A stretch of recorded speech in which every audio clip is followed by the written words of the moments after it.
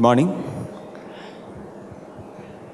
In diabetes management, in type 2 diabetes in specific, after lifestyle intervention, definitely we go for starting treatment with metformin. And we have a speaker who is well known, and he's the additional director of Indian Institute of Diabetes, professor and head of the Department of Endocrinology, Medical College, Trivandrum, and he is a well-known speaker at various national and international forums, none other than our dear Dr.Jabbar. So, to discuss on further aspects of metformin, I would like to invite Jabbar sir. Good morning, everyone. Respected Chair and Dr. Arun, my co-faculties, colleagues, friends, ladies and gentlemen. Let me start with special thanks to Dr. Jyoti Dev for the wonderful opportunity given to me to face this august audience. My topic is powerful metformin or mighty metformin. Let us explore further to find out the power of metformin. The metformin is one of the oldest molecules in the history of medicine. If you look back to the history, it was started in 1700, it's the year 1700. And that time, see, the physicians or the acharyas, they were thinking that it's a herbal medicine from a molecule like, from a plant like Gallica officinalis. And for further 100 years, nothing has happened, and only in 1800, people come with a statement that plant contains a particular compound which has got some tendency to reduce blood sugar. And in 1930s, this is the interesting information, I got it from literature. Okay, this medicine was introduced or used for the treatment of malaria, plague, flu and influenza. In Philippines, this gentleman, he was using this medicine for various diseases. Basically, the use of this plant was to increase the milk production in certain animals. That was the plan. Now, in the year 1956, a Paris physician, he discovered this molecule and he thought he will give a pet name for this glucose eater or glucophage. And this is the journey of metformin. You can start, it's sooner than your insulin molecule. See, more or less same time you got insulin and metformin. See, those time insulin was picking up and it was becoming a very powerful molecule during 1920s. Right? Okay, so that was the reason metformin came down little. After that, you can see what's happening with the metformin. There are a lot of good properties for metformin. The molecule useful for oncology, molecule used by hepatologists, gastroenterologists, even renal physician. They are little more happy to use this metformin molecule in the current setting. Now, just like in politics, there are faults and rising again. So there is saga or journey continues now. And if you see the Wikipedia studies published in 1998, that showed metformin is a very, very powerful drug in terms of your glycosylated hemoglobin, reduction of macro and microvascular disease, and metformin showed some legacy effect also. Let us look into the potency of the molecule. You just compared only two molecules, metformin and sulfonylurea.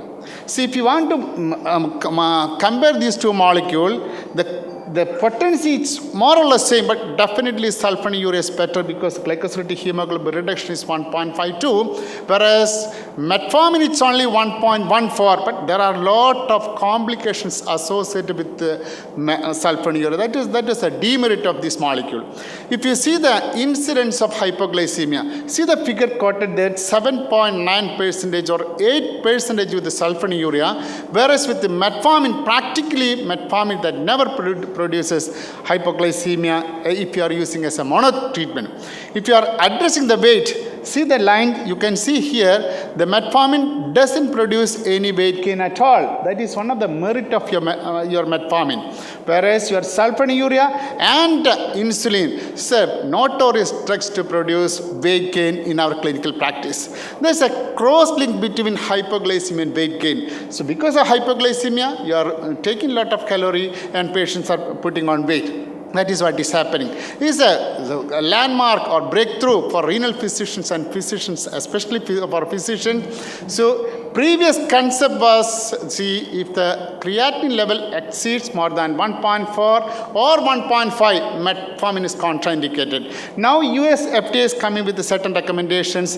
If the GFR is between 30 to 45, you should not initiate. But on medicine, on metformin, you can have some sort of risk stratification. You can continue. This is one of the welcoming paper for metformin. Now, if you are looking to other aspects of metformin and properties, see the properties of metformin and sulfonylurea. There is something known as beta cell preservation. Our aim is to maintain or preserve your beta cells in clinical practice in order to increase the longevity of your beta cells. So metformin is a very good molecule in terms of rest to beta cell.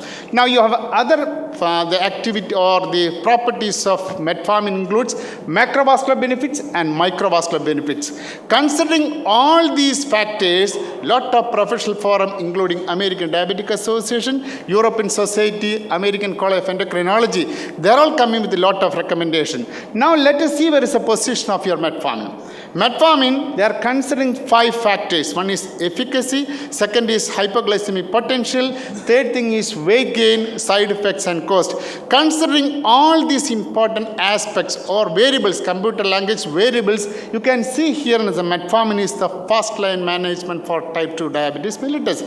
If you are using dual treatment, again you have a role of metformin. And if you are using multiple molecules also, metformin has got definite role. So in simple word is a Sagalagala Vallavan. Right? That is what is happening. So metformin is the first line management as per American Diabetic Association, European Society. If you are examining IDF recommendation, metformin is a molecule of choice, first line, second line, third line, even, of course, only not for type 1 diabetes. And if you are exploring what's happening with American College of Endocrinology, so metformin, whatever be the glycosylated hemoglobin, maybe a mild elevation glycosylated hemoglobin, maybe a significant degree of glycosylated hemoglobin, metformin has got definite role as a mono treatment, as a dual treatment, or multiple drugs. So metformin is the most powerful drug available in the clinical practice. To conclude, you have a beautiful molecule with a lot of track record for the last 50 years, half a century you have.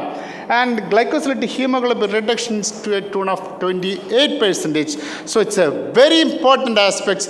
Metformin is a first line, second line, and third line management for type 2 diabetes mellitus.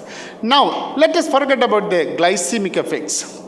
Now you have other effects, cardiovascular benefits. The most important issue is insulin resistance. So if you break that this cycle with metformin, you are reducing hypertension as well as coronary diseases. That's what's happening. Now there are other benefits for your metformin, starting with your plasminogen activator inhibition, and there are other factors. All the metformins, or if you are using metformin, that will address most of the non-conventional risk factors also pertaining to cardiovascular disease. So these are the few studies which showed in acute coronary syndrome, metformin is having lot of benefits, and that should not be considered as a contraindication for giving metformin in our clinical practice. So this is a mechanism of action. I don't want to discuss that. So reperfusion injury is significantly reduced in patient with coronary disease if you are using metformin. You have evidence-based medicine. We are all looking for evidence-based medicine. This paper came in American Journal of Cardiology. Metformin usage, you can see the benefit, it's clearly documented in this literature. And if you are using metformin during PTCA, see something known as no reflow phenomenon is significantly reduced with your metformin treatment. So metformin is very cardio-friendly drug. That's a cardio message. To continue, this article came in Circulation. If you are using metformin, see survival is good with, in this group of patients. This is what is happening in REACH registry. REACH registry, metformin usage, cumulative incidence of vascular disease, morbidity is drastically reduced with metformin usage. Now, there are a lot of papers, the new cardiovascular benefits of metformin. These are all recent papers which showed antiplatelet action for metformin, antiplatelet, antithrombotic action, and cardiomyopathy, something known as remodeling is happening with metformin. So these are the extra benefits for metformin for cardiology practice. You have other actions like, prevents the post-myocardial LV remodeling is going for a positive impact, and you can see here in the reduction of left ventricular hypertrophy. These are the multiple benefits of metformin in clinical practice. Now coming to the other specialty, gastroenterology. It's a very interesting article. These are all articles published in the year 2016. The primary action, where is the primary action? Is it the circulatory system or gastrointestinal system? Now people are coming with an article saying that the primary action seems to be in the gastrointestinal tract. That is the reason people or industry is coming with the extended release preparation. So maximum drug will deliver into the small intestine. So action will be for a long time for a better outcome. Now, these are the multiple benefits of metformin in clinical practice. See, that will alter the bile pool. That is one of the mechanisms postulated for the reduction of lipid or favorable effect on lipids. And the metabolism, the enhancement of metabolism seen here, and GLP, alteration of GLP, that will increase the level of GLP and inhibition of DPP4. These are, of course, these are the benefits of metformin in our clinical practice. Now, microbes. Now it's a hot topic of choice for today, microbiota and health. If you are using metformin, you can see metformin treatment is accompanied with the rise of bacterium, Akkermansia muciniphila, that is supposed to be a good bacteria which has got lot of positive impact in the metabolic medicine. Coming to hepatology, little more. Hepatology is one of the useful drug, and if you are using metformin, that will increase or reduce the liver histology and changes in the CPT level documented in various papers. Now, coming to gynecology department, you have Robin's paper, MIG trial, metformin in gestational diabetes mellitus. It is a multi-centric study which showed metformin is an acceptable molecule for gestational diabetes mellitus.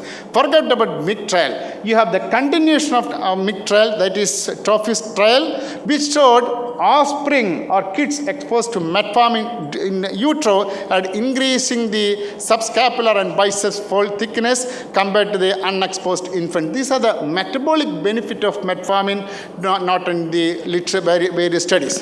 Now coming to another area, aging. People are looking for a molecule which will increase the longevity of the molecule. One of the molecules is metformin. I'm not joking because we have certain evidence for that. This article, it was of course a primitive article, you can say only in the mice. So if you are using or starting metformin much early, you can increase the longevity of the animal. And this is extrapolated in various studies. This is one study showed metformin drastically or dramatically extend the lifespan. This is again mice.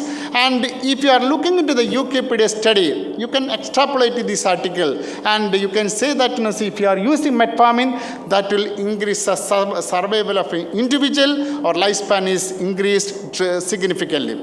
Now we have another paper. You want to increase the age up to 120 years. There is a study known as TAME trial, which is already started in the recruiting patients. Now the last topic is metformin and cancer.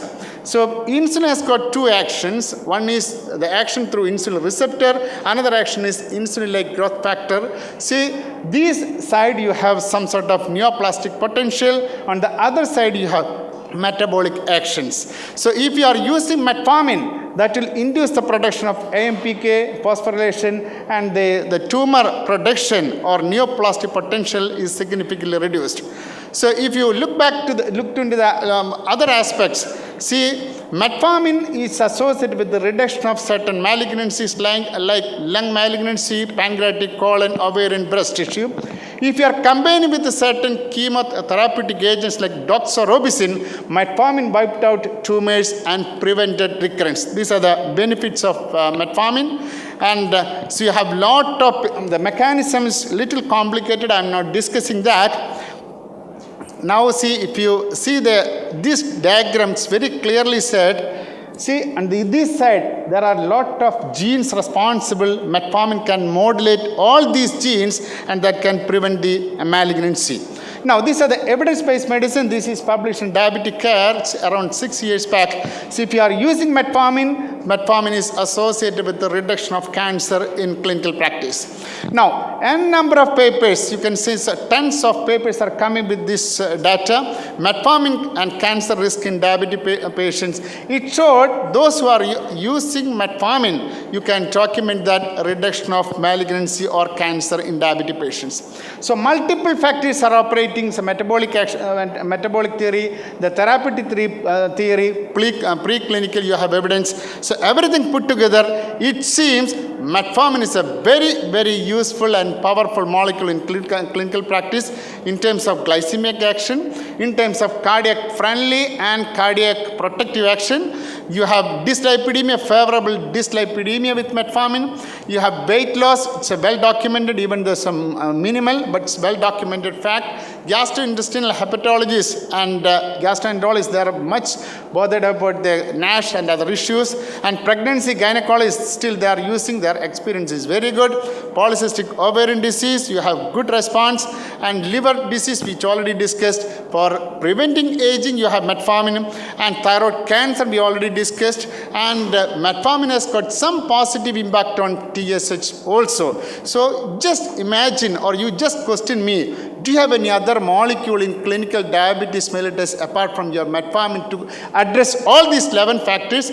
So the frank answer is no. So metformin, least costly molecule, very effective molecule. The practically complication rate is very, very minimal. And something known as balloon down figure of lactic acidosis is not seen, practically is not seen. It's very, very, very remote possibility of lactic acidosis. I think it's a metformin is the best molecule. But there are small issues like swallowing problems of metformin. So if you have a small molecule, small tablets, and the complaints will be very good. So what I want to tell you that metformin is the most powerful molecule in clinical medicine for diabetic patients. That's all from me. Thank you very much for the kind attention.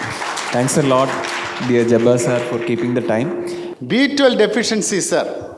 In clinical practice, you might have seen 100 prescriptions. You just show me one prescription without neurobion. That is now, it's a practical issue.